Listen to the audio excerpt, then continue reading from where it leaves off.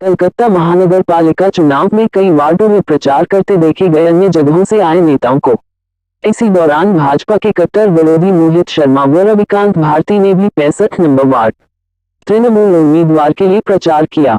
आइए देखते हैं राकेश साहब का ये रिपोर्ट। सामान साथ रख देना, सपन में निकला हो शर्मा जी मोदी का कर रही है। इसलिए 5 साल आपने इनकी कीमत को देखा है, तो हम लोग शेरे खुदा के मानने से चुका देना। इसलिए कि हमेशा आपने देखा होगा, हमेशा कोलकाता के केएमसी प्रचार में आपको देखा गया 65 नंबर वार्ड में।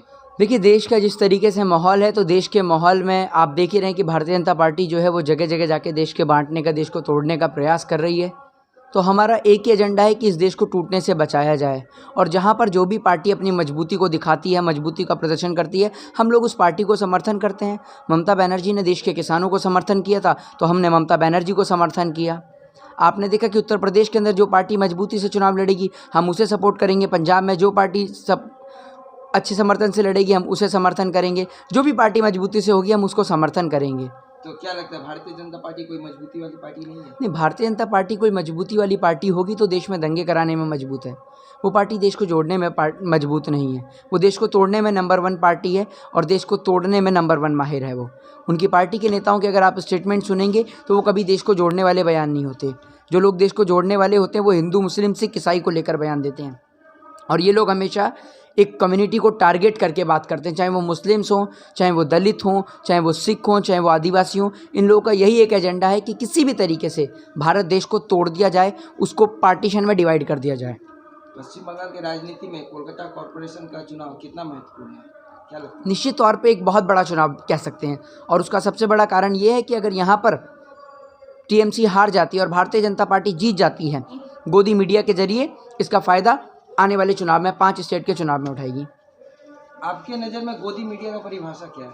हमारी नज़र में गोदी मीडिया का परिभाषा वही है जो देश के लोकतंत्र के चौथे स्तंभ को गिराने में हमेशा तत्पर रहे, जो सच्चाई को न दिखाकर सिर्फ पैसे की ओर ध्यान दे, जो कि पैदल चलते चलते ऑडी, मर्सिडीज़, लैम्बोर्गिनी और फरारी खरीद ले। तो ऐसे लोगों से निश्चित तौर पर देश के तमाम लोगों को गोदी मीडिया की एक परिभाषा दी जाती है।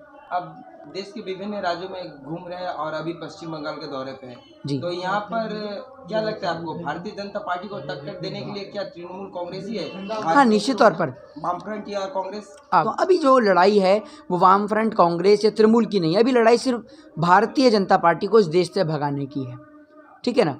इस टाइम पे सिर्फ देश की जनता जो है वो भारतीय जनता पार्टी को भगाना चाहती है। बाकी जो पूरा विपक्ष हो, चाहे वो कांग्रेस हो, चाहे वो टीएमसी हो, चाहे वो वाम फ्रंट हो, चाहे वो सपा हो, बसपा हो, एआईएमएम हो, चाहे कोई भी पार्टी हो। भारतवर्ष के विभिन्न राज्यों में आपने दौरा किया और अभी आप पश्चिम बंगाल में हैं। भारतवर्ष के राजनीति और पश्चिम बंगाल के राजनीति में, दृष्टिकोण में बंगाल की राजनीति की क्या परिभाषा है?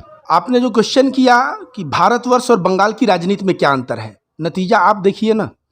उत्तर प्रदेश में योगी जी, देश में मोदी जी, और बंगाल में कौन आया? बंगाल में दीदी आई। तो बंगाल की राजनीतिक परिभाषा समझने के पहले ये समझ लीजिए कि 2 चीज़ होता है, एक होते हैं नफरतबाज और दूसरे होते हैं प्रेम और सद्भाव की बात करने वाले। बंगाल की भूमि विवेकानंद और रविन्द्रनाथ टैगोर की भूमि रही है, और यहाँ लोग प्रेम और सद्भाव की बात किए हैं, हिंदू मुस्लिम एकता की बात किए हैं। इसलिए बंगाल में जो भारतीय जनता पार्टी नफरत लेके आया था, उसका जो नफरती मंसूबा था वो कामयाब नहीं हो पाया और वे मुंह के बल गिरे। दूसरे जगह पे ये लोग अंधभक्त और गोबर भक्त इतने मात्रा में पैदा कर दिए थे कि आ जाते थे सत्ता में, लेकिन अब दूसरे स्टेट में भी चीज़ें बदल रही हैं। और आप देखिए 2024 में कैसे नरेंद्र मोदी की छुट्टी होती है। लोकसभा चुनाव में मैं आपसे पूछना चाहता हूं, भारतीय जनता पार्टी की कितनी सीट आई थी? 19 सीटें। आप जब कह रहे हैं 19 सीटें आई थी, तो याद रखिए दंगा भारतीय जनता पार्टी का भोजन है। जब उत्तर प्रदेश के मुजफ्फरनगर दंगे हो रहे थे तो सभी लोग कह रहे थे कि अखिलेश यादव की सरकार में हिंदू मुस्लिम दंगा हुआ और जिसमें मुसलमानों के ऊपर अत्याचार हुआ। लेकिन जब मैं गहराई में गया तो पाया भाजपा का विधायक ही 1 लाख लोगों का भीड़ जुटाया और भीड़ जुटा के दंगा किया। तो जब ऐसा भोजन करता है तब देखिए यूपी में उसकी सरकार बनी। तो 19 के पहले जो हिंदू मुस्लिम दंगे हुए थे उसका परिणाम किसको फायदा में मिला? भारतीय जनता पार्टी को। तो याद रखिए जिसको फायदा मिले समझ लीजिए दंगा वही करवा रहा है।